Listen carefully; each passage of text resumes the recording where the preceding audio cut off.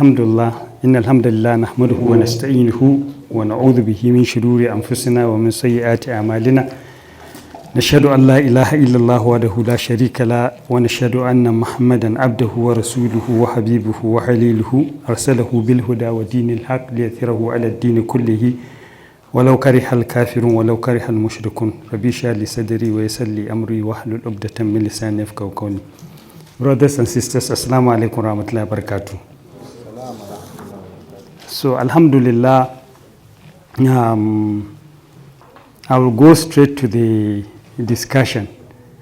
And the discussion before us is about the milestones and the history of MSS. Very, very briefly, we all know that MSS came on board around April 18, 1954. And at that time, not at that time, from time immemorial, MSS has been a struggling platform for the Muslims. What was happening at that time was, especially in the South, the missionary schools were what was prevalent. And they were so strong in not accepting Muslims in the schools, to the extent that Muslims must change their religion if they want to go through these schools. If they do not change their religion, they will have to change their names. They will have to change their names. And it was so tough that it was the Catholic grammar school, Methodic grammar schools that you are having that were the only schools that we have. Especially the South, the government schools were not plenty. In the North, there were mainly the government schools. Of course, there were some Christian schools run by the missionaries, like what we have here in Wusasa. Now, you find that the persecution and the danger that the Muslims were facing at that time was the danger of extinction, where you will be no more. I will give you two examples. The example of Mila in Zaria. This Mila is a Christian whose work was to Christianize the Muslim North. When he came, he decided that for them, for the imperial power, the Christians to take over, the sons of the emirs will have to be taught, will have to be converted into Christianity. And that was why they created a house in Zaria called Babandodo. I believe you all know the area where we call Babandodo. Now, the history is not only Babandodo, it was a house. If you go to Babandodo, there's a runabout there right now. You will see a house of bricks, mix of stones, just at the left-hand side. It used to be a health center. But in those days, it was the house of the Mila. And Mila is the one they call Babandodo, because he was so imposing on people that people call him Babandodo. That is the white man. And what he did was, he said, all emirs must send their children to Zaria for education. And if they come there, he makes sure that they are converted to Christianity. And then the plan is, after some time, they will go back to their areas and become emirs. So maybe if not for one or two things that happen, Emir of Zazzau Aliyu, one of the strategies he used, we would have been hearing the Emir of Kanona is a Christian, the Emir of Daura is a Christian, the Emir, this was because it started. And he started from the Emir of Zazzau. There was Bayero. Bayero was supposed to be the Emir of Zazzau, not Aminu. You know, after Aminu, it was Sheikh Idris. But Bayero was the rightful person that should be the Emir.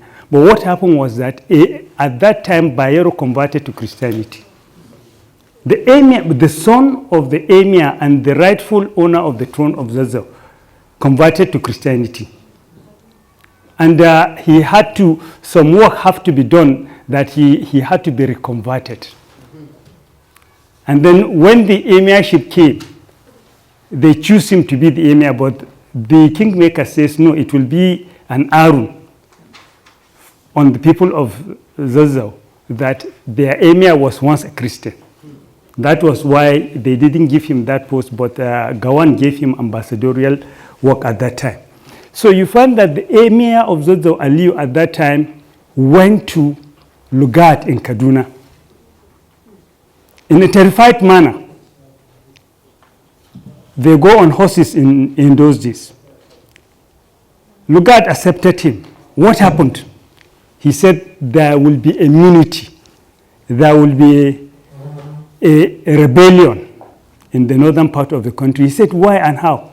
He said, because Mila is changing the sons of the emirs into Christianity. That letter, that issue had to be sent to the queen. And the queen sent a letter. We have the letter. That the activities of Mila should be only engaged in where the people are not previously Muslims. That is in Plateau area, in southern Kaduna area, and that is why Christianity to them is anti-Islam. And then the emir of those said he has established a house inside Zaria, and then they told him to go to outside. He said, where do you want to go? He said, I want him to go to Dajin or Wasoso. When you are going to Kaduna from Zaria, the olden days way, the armed robbers used to waylay people over there. And then they do Wasoso to them, they take their things. And they call it Dajin Wasoso. But Lugat couldn't say Dajin Wasoso, he said Wusasa. That was the advent of Wusasa. Because he couldn't say Wasoso, he said Wusasa. Okay, Wusasa. In fact, Mila didn't go to that area, he came closer. Because that exact place was inside the mountains, around Kugu area. But he moved closer. So you see, this is the danger they were facing. And in the south, it was similar. Then these three people came. Abdurrahman Shahid, Tajuddin Ashola, and one other person, I cannot remember his name. They decided that the Muslims should have a society. After they met in an Ansaruddin mosque, they formally established the MSS. And within some time, this happened in Lagos. Within 6 months, it went to Ibadan and some of the states in the south. And within a year, it came to the north. Now, in 1955, they held the first conference. And the first conference accepted our great brother and father, Abdulatif Adebite, to be the first Amir. I believe you all know this history. Now, of course, at that time, Sir Ahmadu Bello was chosen to be the patron. Another woman, Mrs. H.M. Sean Dede, is it? Was also a patroness. And then Muhammad Inu Wada, who was the Minister of Works at that time, was also a patron, and some other 2 or 3 people. So you find that in the 50s, MSSN was just being formed in the nation. I'll go to the 60s. The 60s was characterized by the coming of the independence, and then the upheavals that happened during the political dispensation of those days. You know, there were so many political problems, action group, NPC, AG here, and what have you. So you could say the MSS was in consolidation mood at that time. They were trying to consolidate. Of course, here in the north, Sardauna, what he did was immediately that 1955 conference was done, he enacted a proclamation that all the schools in the north, all the secondary schools in the north, automatically be drafted into MSS. While the MSS started in the south, but spreading in the south was very slow because of the dominance of the Christian schools. But in the north, they didn't have such things. They have the government school, because here in the north, it was the government school that were more. So he just enacted, and instantly the membership of the north became the highest one. So you find that after he was killed in 1966, the Civil War came. You find that not much was done because that it was time of so many problems. 1970, the war ended. And after the war ended, it was a new time, and then it was a new time where the MSS would move out, and then they started to consolidate, they started to move out, they started to put structures on ground. 71, 72, that is the 70s. It was period for MSS to consolidate and make itself known. The first leaders at that time were mainly students, but now they are out. But you could say in the society, they are not men of the caliber that holds sway and power in the nation. So, so they were in the realm of studentship moving around. And it was a very challenging time. Now, the first national movement that we had the MSS do at that time, well, at that time, they were putting words, but locally. Like in the West, they were coming out and opposing the killing that people were doing indiscriminately, especially during or around the Civil War. If you are not from my area, you are being killed, and so on and so forth. The MSS members worked tirelessly to stop that look, we are brothers. That just because of a political party, the Islamic Brotherhood should not be divided. And they did a lot, but locally. But like I said, when Obasanjo came on board after the death of Murtala, he decided 1979 would be the time when politics will come back. And then he planned a constitutional conference in 1978, 77, ending 78. And the constitutional conference, when they went to the constitutional conference, they decided that the Islamic courts that we have would not henceforth go to the federal appeal courts. That is, if, for example, I and Brother Jamil were having dispute here in Samaru, it's a lower court, we could go to the area court or the upper court over there in Kaduna, but then it ends there. It cannot go to the federal.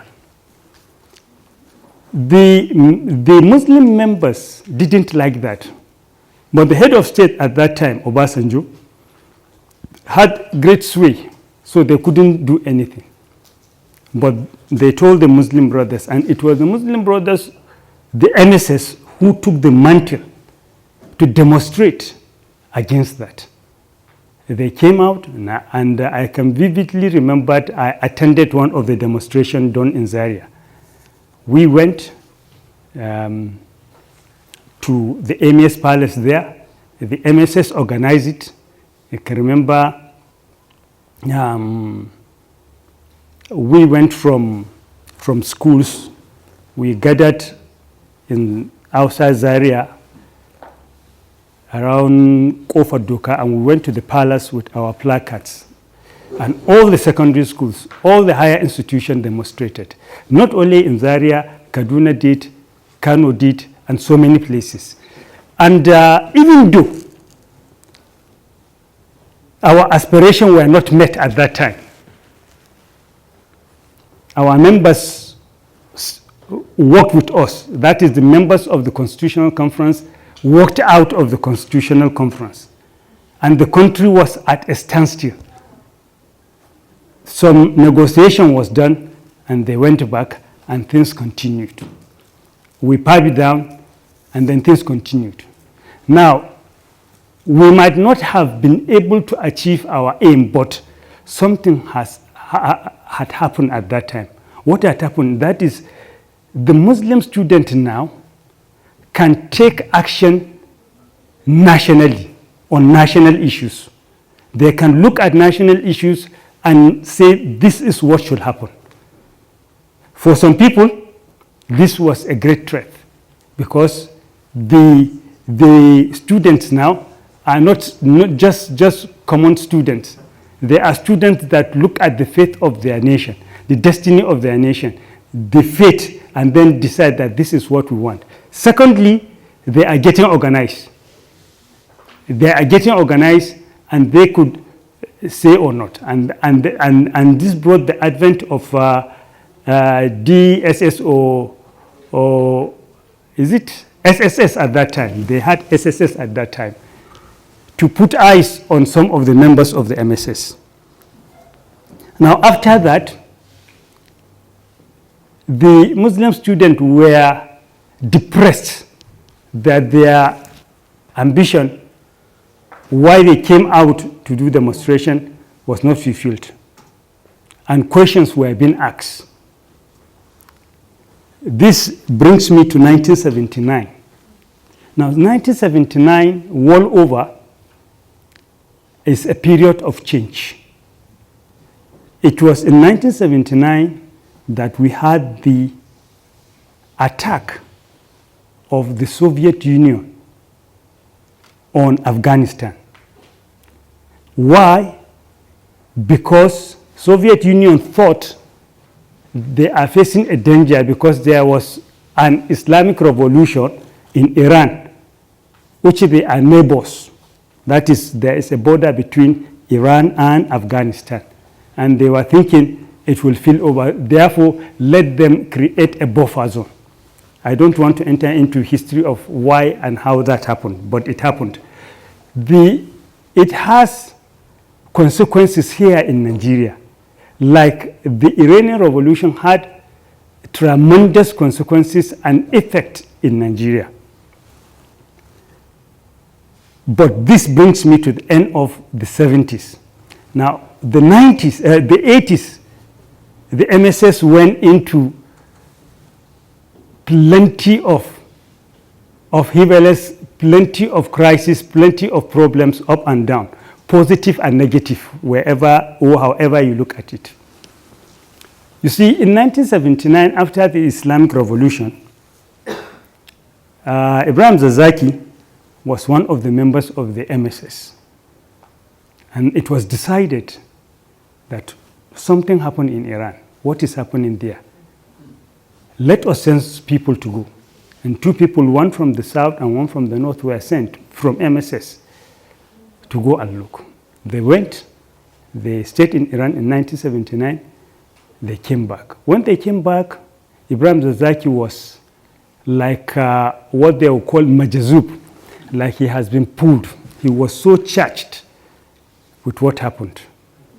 Coupled with what happened in 1979 when the Constitutional Conference thing failed, the members of the MSS started asking questions beyond studentship.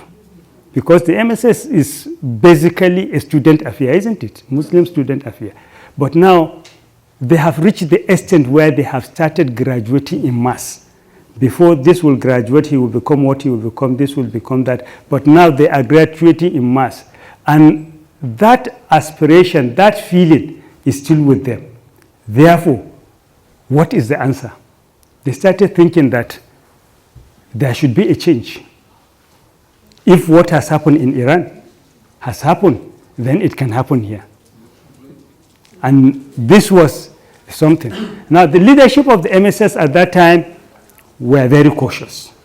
Say, look, don't go into this thing. Don't go into this thing. So, at the leadership, there were some arguments. And this argument bordered along so many fault lines. One, they were the all-go section. That is like Zakzaky, some brothers, Dr. Bashir Ali, Engineer Hayatu, they were so tough. And whenever an IVC it takes place, they sit down in the corner and they discuss. They discuss what is the fate of the nation, how should we continue staying like this, we can also do it. These were the questions that were raised. And they were the section of the brothers that were thinking absolutely nothing of Islamic revival should take place, especially our brothers from the south. I remember one of the IVCs we went to Weri. Is it Weri? Yes, Weri. We were having conflict because some of them came with drums. I said, look, your thinking of Islam is too hot. Let us just do our MSS songs and go. So you find that this was the two extremes. But in between, we have some other brothers that are having the idea that, yes, there should be a change. But the change should not be a total bloody revolution. It should be a reformative change. And they are always arguing, is it revolution or evolution? And when we go to IVC, we always do these heavy discussions. Is it evolution or reformation or revolution? And this was the arguing. And in the light of that, that was when Funtua Declaration came. Like I usually said when I had an interview, is that the issue of Funtua Declaration is not an official declaration that was done by the MSS. But at that time, Zakzaky and co, after the IVC, they stayed back. After they stayed back, he enumerated, I was one of the people there, he enumerated to us what he saw in Iran, what has happened, the history of Nigeria, Sheikh Usman ibn Fodio, and the need for a revival in this country. And it was declared at that time, well, much as MSS is very, very good to us, but we think we will leave the MSS for the student, and this movement will continue. I hope you understand. And this was the characteristics of the 80s. Because in the characteristics of the 80s of the MSS is that senior brothers are no more students, isn't it? Professor Bugaji, all the Bugajis, I mean, Idris, Osman, and what have you. Dr. Ashiru Sani and co, they have left the institutions. But there is the need for the movement to continue. Now, I will retract back to something that has happened, especially here in ABU. When Obasanjo was the leader, around 1970, he took over ending 76, right, after the coup. In ABU here, there is a club called K Guides Club. And the K Guides Club is a cult where they come, they wear white clothes, they drink wine, and they initiate students into their cult. And you continue to be, whether you become a minister, governor, you are still a slave of that cult. So they came to ABU, they wanted to do that ceremony. And the brothers here in ABU, they went into the hall, they attacked the hall, they destroyed the wine because the initiation is done by drinking wine. They destroyed the bottles, well, it's not a bottle, it's a calabash, big calabash. that they will take, then you do some swearing that you swear to give allegiance to this cloth. So they broke them and they dropped them out. Then they went back to the central mosque. Those days, late brother Ashiru Sani Anko, Dr. Bashir Galadanchi, and Co were there. And they were surrounded. Obasanjo sent tankers to surround this ABU mosque with the instruction that they should be bombed. And I remember it was Shaikh Abubakar Mujahid who came to intercede. He told Obasanjo, let me talk to these boys. He came, you know, the head of the brothers who were charging, Malan Kawai Kakyale Mudasu, in Shahada and he pleaded, and may Allah have mercy on him. He did a lot. At the end, nothing happened. The brothers were out, but most of them were expelled. Most of them were expelled, and plenty of them went to countries like Professor Babangida, Professor Galadanchi, and what have you. Now, so you find that at that time, the leadership, the first big leadership were out of the country. That is now, I'm going to 1979. They were out of the country. So Zakzaky in Funtua did what we call Funtua Declaration, that it is now time to go out, to leave the MSS and go out and continue the struggle. And this is what they call Funtua Declaration. And I have, I still happen to have that cassette that he gave that talk. It was a lengthy talk. At that time, cassettes were Sony and TDK. And there were 60 minutes, and there were 90 minutes. And it was full 90 minutes and some seconds. So from that time, it was decided that a movement will continue, especially outside. And about the Islam only, it was decided at Funtua, IVC of course, that it is time to declare. At that time, the Christians did something they called Nasamu, nationwide. They were putting posters, Nasamu, or what do you. So there was need to give answer. And then there was need to also come out. So, well, the brothers call it in the house of Arqam, Ibn Arqam, the Prophet ﷺ was sitting with the Sahaba, and he decided who will go to the Kaaba and declare La ilaha illallah Muhammad Rasulullah. And at that time, it was Sayyidina Umar has just entered Islam. And he led the procession. They were doing takbir, you know the history. So it was like that it is time to declare to the nation that Islam have come. And it is only Islam that will do.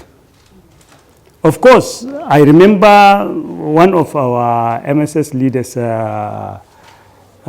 Professor, the chairman of JAM, Professor Oledi, Professor Kaido Oledi. You find that at that time he was saying that the idea that we were giving, it is either Islam or nothing. It is either you do Islam or nothing. And of course, that was the trend at that time. And that was what brought rift. But you find that the second issue of the 80s is that the senior brothers, when they go out, what do? Do they leave MSS? There are no more students. And that is why you see the advent of new organization like Ummah, new organization like Nakomyo, so that they will continue with the movement while they are not students. And then they continued. Now, apart from that, I would say the MSS has given the Muslim Ummah a lot of things, a lot of positive things that cannot be counted. I will only enumerate some of them. First, it was a rallying point for the Muslim Ummah, because the Muslim populace, after colonization, it was only the educated that could talk, and the educated were brainwashed in the Western way. I remember an interview I gave about Sayyid Qutb, who wrote Milestones, and somebody distorted that to mean another thing. I had to re-give in the internet another counter-interview. I was saying that the MSS at that time had the effect and the strength and the strong writing of Sayyid Qutb, because here in ABU, if anything happens, it is the power of the article that people write. And what was prevalent at that time was communism. And a lot of Muslim brothers were taken into communism. Bala Usman and co were very strong. So that a boy who comes to the school very soon becomes a communist. If he is not a communist, there are some useless people like Bala Yahya, like somebody called Yahya. They used to bring blue films. And they write it, like I remember when I came to the SBS, they said Muhammad Ali and the Blues. We thought it was Muhammad Ali who would go into box with somebody called Blue. But it was a blue film, you know. They corrupt the mind of people. So the MSS had to give answer. And at that time, most of the influences is that you cannot even come out and say Islam. Some people will have to hide their name. If your name is Amin Aliyu Kanu, you will say A.A. Kanu. You cannot call Islamic name. Here, I remember some time, if you call prayer in Iksa Mosque, they will pour water on your head. They will say Aru, Aru. You know, Aru is where they put the mental people. Take him to Aru. Aro is a town where they keep people that have got problem in their heads. But the writings of Sayyid Qutb gave the Muslim brothers a very strong foundation. And if any article or anything happens, if the Muslim Student Society writes, their article will be the best. And it will chart the format. I'll give you one example. When there was a time when they were doing Jam Must Go, this jam that they are doing, at a particular time, it was detrimental to the Muslims. And we thought that jam must just go. And the articles, the position of the Muslim student were very, very important in those days. So we benefited so much. Then you find that the MSS was also a platform for freedom fighting and right fighting, of course, from the beginning. That was the reason why the founding fathers created it, so that the Muslims can exist and do their education without going under Christianity. Thirdly, there was the Da'wah work. The Da'wah work was very, very functional. And I remember this PPIP that Brother Abdul Samad was saying, Abdul Samad was saying, was very, very effective. My first outing from here, ABU, was to go to Gusau. It was not a state capital at that time, and Sokoto on PPIP. And it was usually done on Friday. We will be given the money on Friday to go to secondary schools, posted, the post-primary work. We will go and do our work to them. I also was a product of that, because my seniors were coming from ABU to Barewa College, where I studied. One of them I can vividly remember is General Abdulkadir Gumi, the son of Sheikh Gumi. That is the senior brother to Ahmad, junior brother to Ahmad. And he used to come to us. Well, he was our senior in the school. When he graduated, he used to come. Of course, I was very stubborn, and at that time, he will call at me and say, look, this, and this. So you find that it was very effective. And it's shaping even before you come to the higher institution where you will go. The communists have no answer to what the MSS was doing.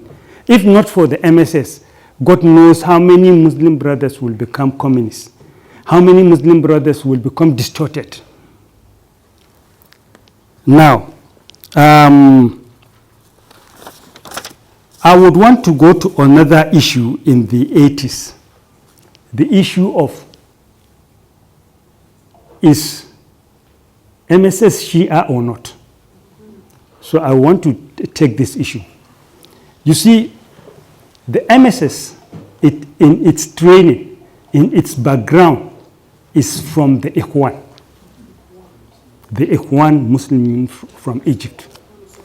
Now, even the nomenclature, when I want to talk to my next person here, what do I call him?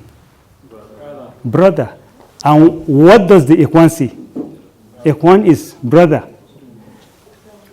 If I may go back to memory lane, the Ikhwan sent a particular brother called Bahjat. Bahja was a member of the Ikhwan. He came to Nigeria, he fraternized, he stayed with the Muslim Student Society, he stayed in Zaria. In fact, he married in Zaria and died in Zaria. We stayed with him, we did itikaf with him, and you find that even the mode of training of the Muslim brothers were of the Ikhwan system, not of the Shia. In fact, even when it started, Iran was not there. Iran came to be in 1979. And there was MSS even before 1979. So what mode of training was it? And how did the MSS got its training? From the books of Ikhwan that are in Wani and Ifsu. Wani and Ifsu. And of course, books from Pakistan of Sheikh Abu Ala Maududi. We benefited from this book enormously. And our libraries at that time, if you go, there was a library in the Central Mosque just at the back. Now it's no more there. Sorry, a library or a bookshop. Yes, a library and a bookshop. And there you have these books coming from IFSO, WAMI, and what have you. And these centers, they form the basics of the training and the philosophy of the MSS, not Iran. Of course, Iran came to be after the revolution they had in 1979. And of course, I told you how it happened. Even at that time, I discussed with Zakzaky personally that is our movement Iran. He said, no, we are only trying to copy from them. Copy, that is what they did. Sheikh Usman ibn Fodio did a jihad, they did a jihad. This is an inspiration. But later, Iran changed. The hardliners, the Shia hardliners in Iran decided that since God created Shia, they have never had it so nice like this. They are a superpower in oil. They have a country. They should now export Shiism, not Islamic revolutionarism. So the first contact that the brother had with Iran was something about the revolution, but later they started bringing Shiism. And of course, we had a lot of debate. First, it started with what? With theological discussions. Not ideological, theological, fiqh. We were arguing. وَامْسَحُوا بِرُؤُوسِكُمْ وَأَرْجُلِكُمْ. isn't it? In another qira'ah, wa arjulakum, fatha or kisra. Now you find that in the Shia theology, if you wamsahu bi ru'usikum, wa is wawul ataf, that is also the leg should be wiped, not washed. This is an issue where we had arguments with them. The fiqh we have here in Malikiya is you should do what? Wash your leg, not you should wipe it. So it was point of arguing. Well, we were all together with them, and then we also had arguments about fish. You see, in the Shia theology, the fish should be slaughtered like you slaughter animal. The only fish you don't slaughter is one that have got krush. That was like the one that has got scales. So we said no. We have the hadith that the Prophet ﷺ said, Halalallahu maitatani wa damani. Allah Ta'ala has made halal on you two dead things, two carrions. What are they? Al-hut wal-jarad. Fish and locust or grasshopper. And then the money is al-kabad wa-tuhul. That is what? Yes, the liver and the pancreas. So you find that these are what we have in our fiqh. But the other side were attacking our fiqh and we were defending. Then we started to enter into argument of other things. That was when we decided to deal with them. We dealt with them drastically. We stopped them from their pronouncements and they reported us to Iran. When they reported to Iran, of one of their members in their highest university where they used to meet every year in Hajj, at Hajj. So they stopped calling him. Of course, I had the chance to travel out with him. We went to their school in Ghana, and personally, I know, we discussed with him, Zakzaky at that time was not a Shia. We sit down with him, one-on-one, we criticize their things. But then, Professor Muhammad Aminu Katsina, who is now at NDA, we call him Aminu Katsina at that time. He went for Hajj and he met Ayatollah Fadlullah, what they discussed. And he said they have no business with Zakzaky because Zakzaky is attacking the norms of Shiism in Nigeria. Aminu said no. He said, what is happening in Nigeria? I said, yes, in Nigeria, the brothers are divided into two. They are pro-Shia, they are anti-Shia. Then they asked him, what is the stand of Zakzaky? He said he has no stand. Then he said, no, a leader should not have, a leader cannot be neutral. So Aminu came and told me, and immediately I called Zakzaky. I was standing in front of his house. I said, did you hear what they said? He said, Mujahid, these people do not trust people, just allow them to go. And that was when we said, Alhamdulillah, Shiism has left Nigeria. And what they will do to Zakzaky, we will do to him. We bought him a car. We renovated his house. We planned to take him to Hajj. But then they sent him an invitation to go for Hajj, no, to go to Iran. And I remember late Turi, late Alhaji Dallami, I, Hamza Lawal was in the car that took him to airport Kano. When we came back, he said, Mujahid, I said, Malam, he said, I have never been given respect and recognition as I have been done in Iran like this visit. I said, He said, let us go home. I will show you the video cassette. At that time, we said we're in trouble. when he put the video cassette, well, he landed in a plane that anybody goes in, but they told everybody to come down from the plane, and he stayed in the plane, and then they gave him a red carpet treatment. That is, a red carpet was put, he stepped down, a car was being brought like a president, he entered, and despite the riders on bikes who took him to where they took him. And that was the beginning of our problem. And that was how we separated from him. When we came, we had tough discussion. We said, look, in this country, we didn't call people to be Shia. We said we call people to the way of Allah. And you remember so that you say so. Well, it was a long argument, and in the final analysis, we broke away. That is on another part of the history. So you find that from that time, Shia became institutionalized in Nigeria. And that was when they started coming out to call for Shiism openly. Well, we had fights with them. How many more minutes? Good. And then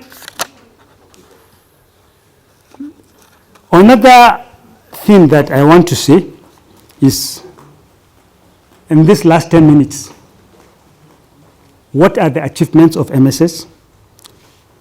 One of them I have said, they brought cohesion, unity in the country. Because from the 90s, from the 80s, from the time when civil war came, the government have been trying to unify Nigeria, bringing things like NYSC, but that unity is not there. That same tribalism that befelt that is disturbing Nigeria is disturbing. It is only in MSS where they caught the barriers of tribalism. It is only in MSS where you have the brotherhood is really institutionalized, where you have a brother from the west, from the east, they feel they are brothers all together. And even when they are not students, even in their future life, they continue to look and behave like that. This is an achievement, alhamdulillah. Another achievement is that championing the cause of Islam. I have already explained some of these things. The third is producing leaders. The MSS have produced leaders. Some of them are here with us. We have, in the aspect of education and academia, we have a lot of professors, a lot of leaders. In the political realm, we have a lot of leaders. Even in the traditional ruling realms, we have a lot of leaders. Alhamdulillah. The fourth one, which I had to argue with somebody, that it was his society that brought hijab to Nigeria. I said, no, it was MSS. I said, if you don't know, we were a party to it. I remember Brother Salis Al-Hassan. We used to call him Brother Salis while he was at Card Poly. At the leaders of MSS at that time, they started the struggle for secondary schools to wear hijab. And I remember vividly there was a fight, serious fight in Queen Amina College, where a riot took place and the school had to be closed. The 1000 Kaduna principal, Ms. Audu, said there will be no hijab. And as a result of those struggles, I remember Brother Salis had to be arrested, imprisoned for some time. But the struggle went on until it reached the extent that it was decreed that secondary schools can wear hijab.